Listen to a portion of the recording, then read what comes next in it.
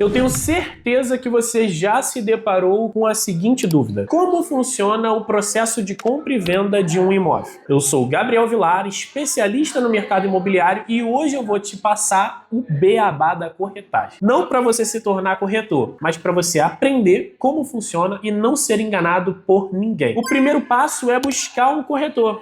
E é aí onde a maioria das pessoas erra. Porque ao invés de buscar um corretor, ela busca o imóvel. Ela abre o quinto andar, ela abre o Zap Imóveis, ela abre o OLX, ao invés de procurar um corretor sério com credibilidade no mercado. Então a primeira lição que eu tenho que passar para vocês é ensinar vocês a checar se um corretor tem credibilidade ou não. Primeiro, indicaram ele para você? Se indicaram, você tem com certeza o selo de aprovação desse corretor. Você sabe que ele tem credibilidade porque algum amigo seu ou conhecido comprou com ele. Mas vamos supor que não. Ninguém te indicou e você pesquisou. Busque então a avaliação no Google dessa imobiliária ou desse corretor para entender se são confiáveis ou não. Encontrou um corretor confiável e explicou para ele o que você deseja, então ele vai te apresentar uma série de imóveis para que você compre um deles. Visitou o imóvel, gostou do imóvel, gostou da localização, tudo atende aos seus requisitos, a gente vai para a segunda parte.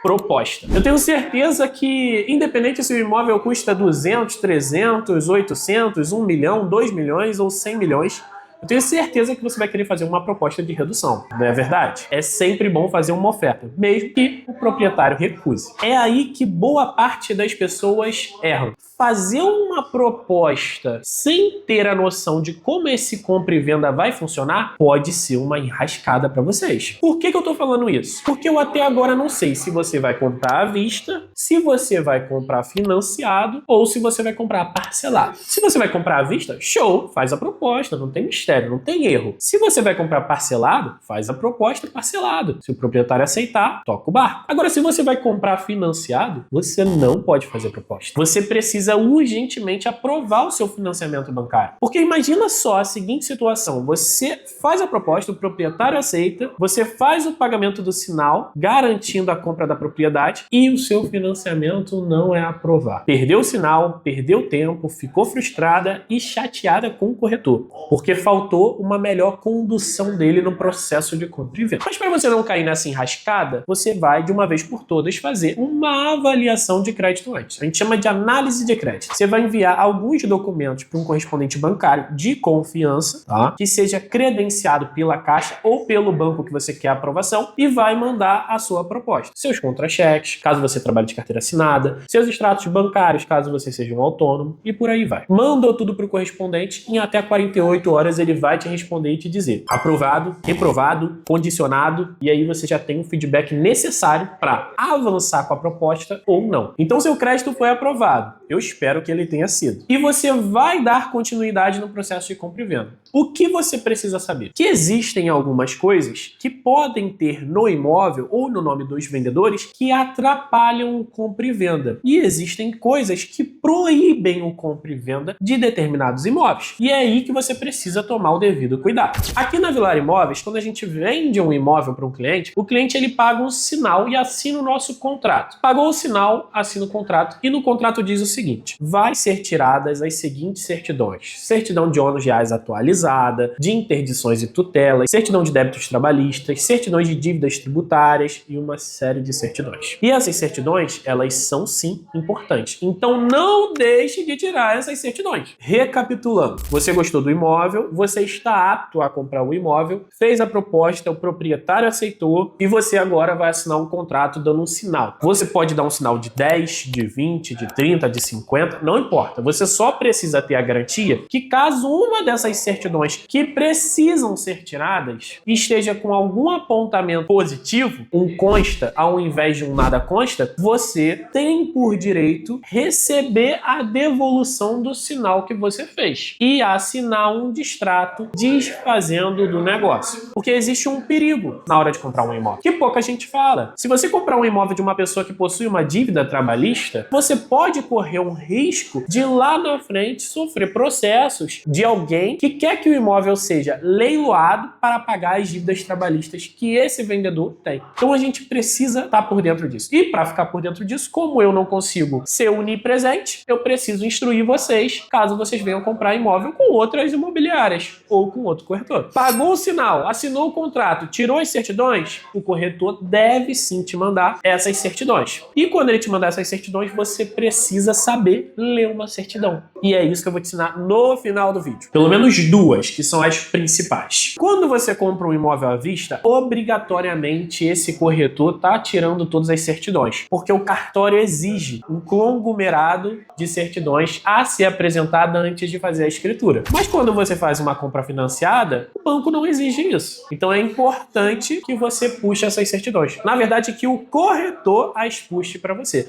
E isso não deve ser um custo seu, deve ser um custo de quem está vendendo. O teu custo tem que estar focado nos impostos que você vai pagar pela transação e na parte cartorial que você vai pagar. Então você recebeu essas certidões, aprendeu a ler aqui no final do vídeo e viu que está tudo certo. Então você pode sim fazer o complemento do pagamento ou fazer o restante do pagamento numa escritura, caso você venha a comprar à vista, ou financiar 80% e fazer o complemento de pagamento no dia que você for assinar o financiamento, ou fazer o complemento sinal agora. Pode ficar à vontade, porque o imóvel está livre, desembaraçado e os proprietários são idôneos e capazes de vender o imóvel a você. Recapitulando, se você vai comprar à vista, você vai fazer a proposta, assinar o contrato, pagar o sinal, o corretor vai emitir as certidões, você vai verificar essas certidões e se tudo tiver certo, você vai poder fazer o complemento do pagamento no dia da escritura. Agora, se você vai comprar financiado, você precisa aprovar o seu crédito, fazer a proposta, assinar o contrato, pagar o sinal e depois o corretor tem que tirar as certidões, você precisa verificar as certidões, que eu vou te ensinar no final do vídeo. Verificando as certidões estão tudo certo, você pode fazer o complemento do pagamento e assinar o contrato de alienação fiduciária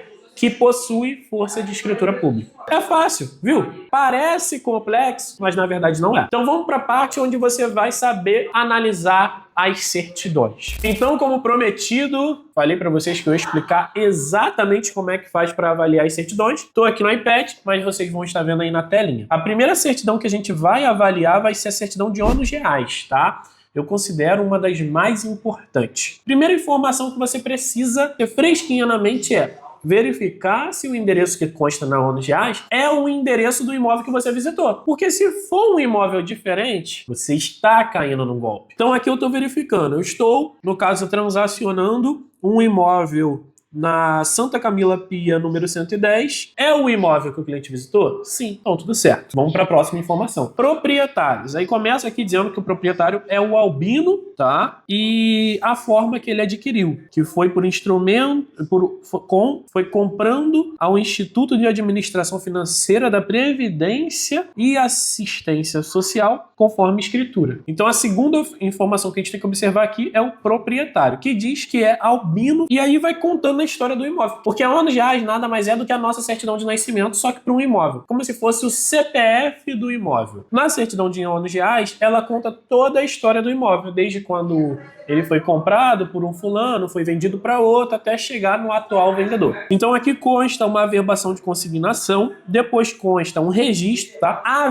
Averbação, R, registro, grava isso. Aqui está registrando uma adjunção, forma de título, carta de adjunção, data passada em 13, tá, beleza. Transmitente, espólio do Albino e adquirente, ou seja, o Albino que comprou faleceu e foi feito o registro de formal de partilha do herdeiro. E o herdeiro agora é o atual proprietário. Logo após, a gente tem duas averbações, uma de consignação e outra de união estável. Ou seja, o Albino está averbando que agora ele tem uma união estável com a Elisa. Ou seja, declaram que vivem em união estável há mais de 15 anos, conforme artigo 17 e 23 do Código Civil. E logo depois entra um registro, né, uma adjunção da Elisa assumindo a posse do imóvel, pois o Albino faleceu. Infelizmente, as pessoas morrem, mas não é nem sobre isso que estamos tratando. Eu preciso explicar para vocês como vocês conseguem fazer para verificar se esse imóvel está apto para comprar ou não. Ou seja, se a Elisa, que de fato é a vendedora do imóvel, na verdade propriedade não tivesse registrado esse imóvel no nome dela. Isso significaria que ela não pode vender o imóvel para você, ou que ela deve registrar o imóvel no nome dela para poder vender o imóvel para você. Das duas opções, ou isso atrasaria o processo de compra e você precisa ser informado disso, ou a Elisa não é de fato dona do imóvel e ela está vendendo um imóvel que não é dela, ou ela está vendendo um imóvel irregular. E de qualquer forma, você precisa saber o risco que você corre. Por isso, precisa saber avaliar o ônus de acho. Abaixo consta que o ato acima é o último praticado nessa matrícula. Isso é uma informação importante. Se não tiver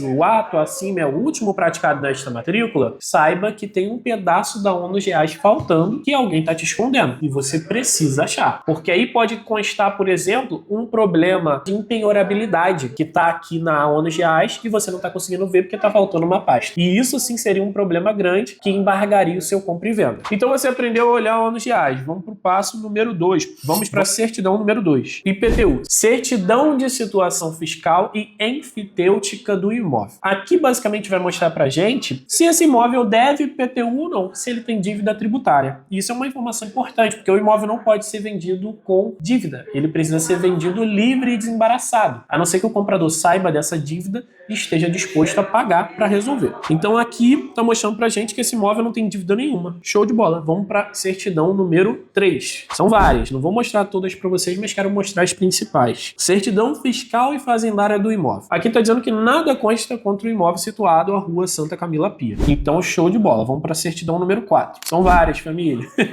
Então eu tô abrindo aqui a certidão de interdições e tutelas do primeiro da Elisa, tá? Nada consta aqui. Excelente. O imóvel pode ser vendido. Se houvesse um consta, seria necessário verificar com um advogado a profundidade desse consta e se isso vai ou não embargar o compra e venda. Não deixe de fazer essa tarefa, porque isso pode te trazer problema no futuro. Débito trabalhista não consta como inadimplente no Banco Nacional de Devedores Trabalhistas. Ótima informação. E por aí vai, família. São várias certidões, eu tô explicando aqui as principais para você e basicamente você precisa receber essas certidões. Se você pegar a certidão e tiver tudo nada consta, nada consta, nada consta, pode seguir o compra e venda. Se tiver algum consta, observe, preste atenção, consulte um advogado e verifique se esse imóvel pode ser vendido ou não. Eu espero que vocês consigam realizar o sonho de comprar o imóvel de vocês e que principalmente não caiam em nenhuma furada, porque agora vocês estão instruídos por mim. Valeu, falou, tchau!